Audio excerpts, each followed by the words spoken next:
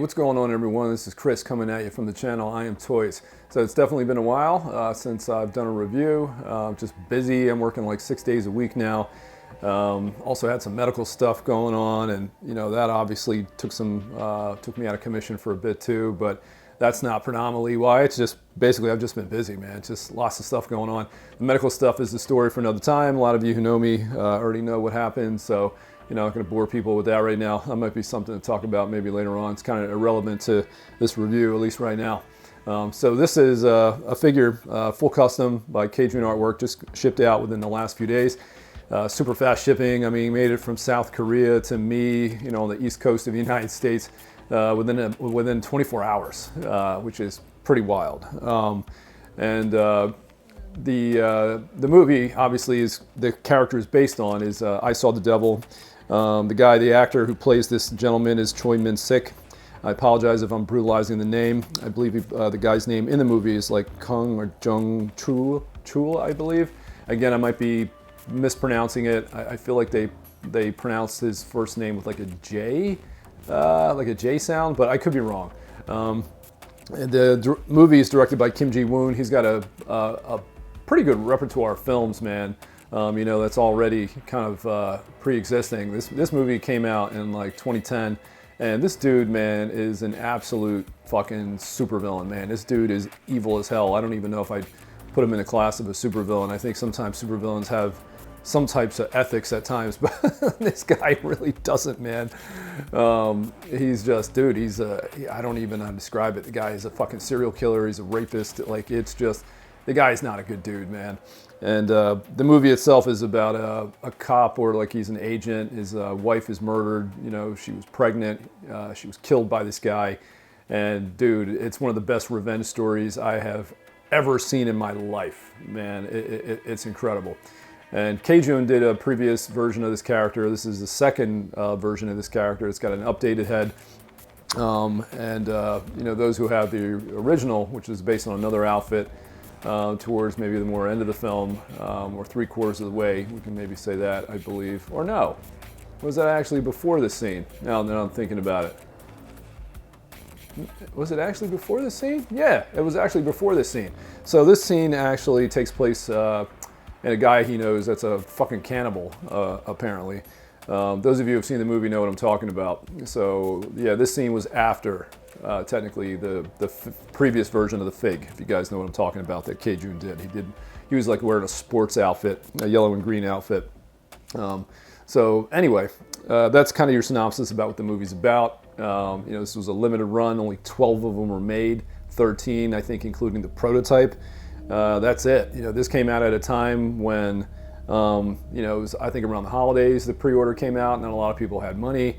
I was able to get on, by the skin of my teeth. And, there's definitely some funny stuff going on behind the scenes, with people now trying to grab, trying to buy this figure now that it was ready to ship. And, there's not a lot of them. There's only 12, right? So it's been interesting. So anyway, let me stop talking and just get into the figure, and let me show you what there is to see. So everybody loves to start with the feet first. So the cast on this guy, the bandage, I'm not going to ruin the film for you because that's an incredible moment, but extremely painful when this guy catches up with the dude and you see what happens to him and why he wears that. Oh man, painful. The base is fully magnetized, also comes with a stand in the back that magnetizes to the back.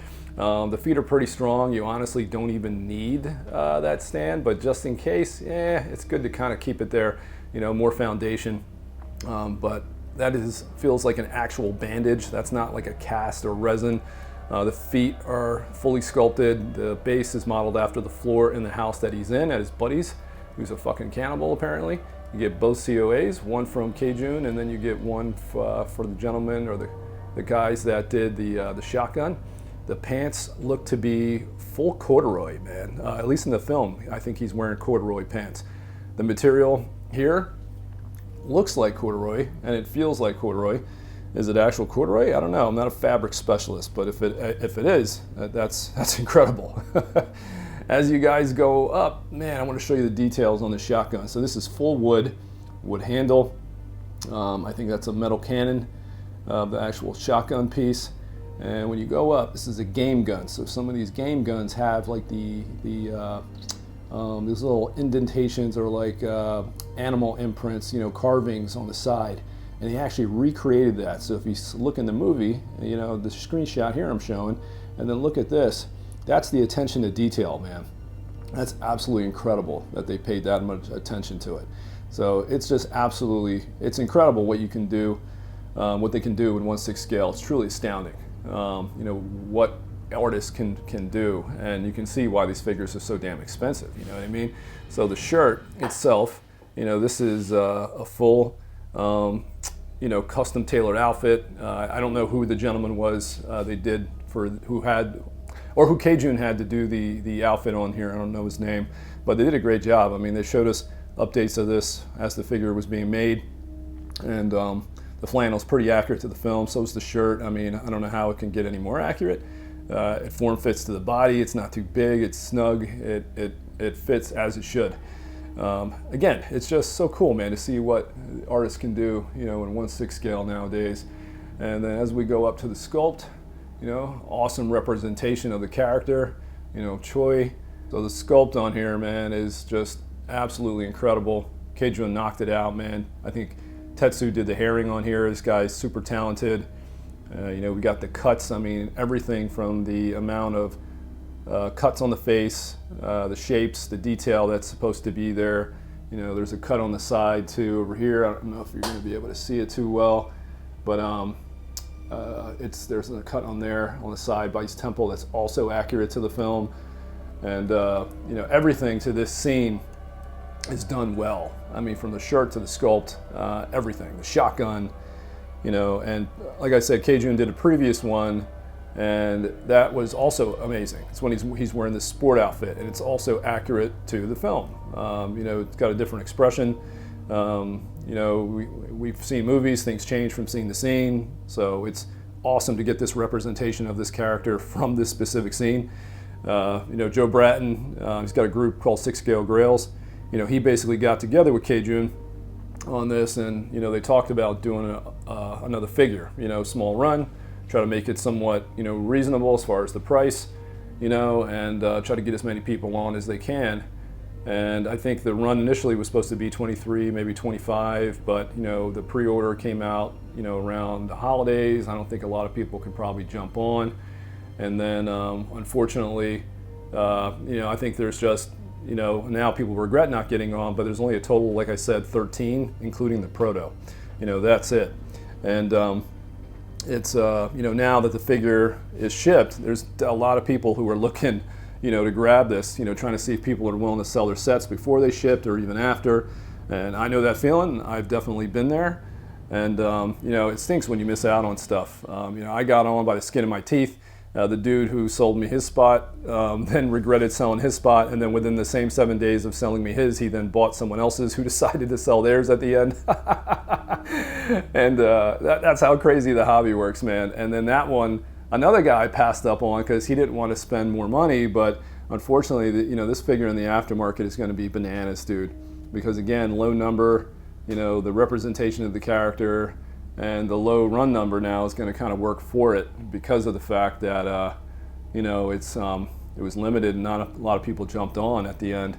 But now, of course, people do want it. So I don't know. There's some big money going around, though. It's even tempting for me. Who knows? I might accept one of those offers. Who knows?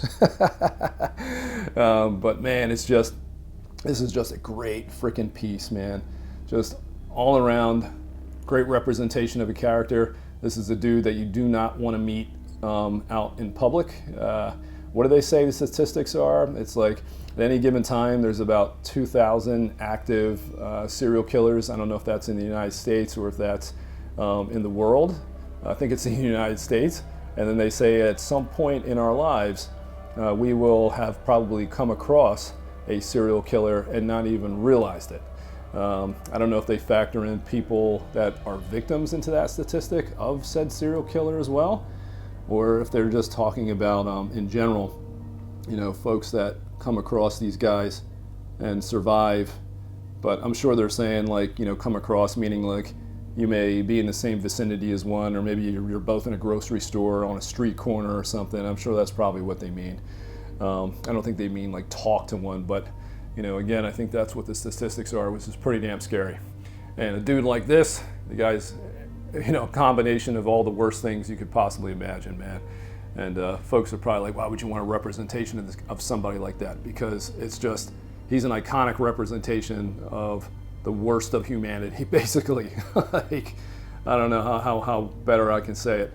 But again, all around, just a great freaking piece, and happy to have it.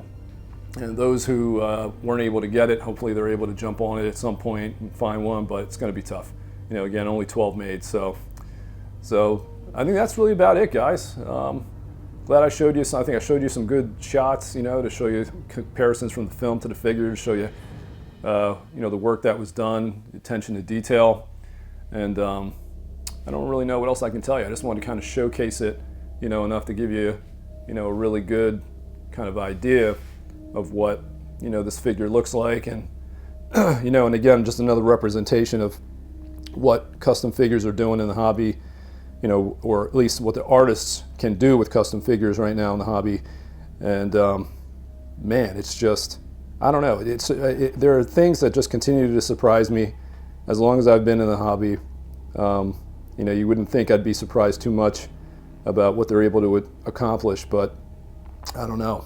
I think I'm still blown away, I think, from year to year, honestly, on a lot of pieces. They just continue to surprise a lot of people, and I still collect some mainstream stuff too, so can't knock that. I think I just pre-ordered, what was it? The new Hot Toys Wolverine that just got released from Deadpool vs. Wolverine, so expect me to post some pics about that too at some point. But anyway, guys, that's it, man. Just wanted to showcase this and have some fun talking about the movie, and yeah, that's it. All right, guys, have a good one. Peace.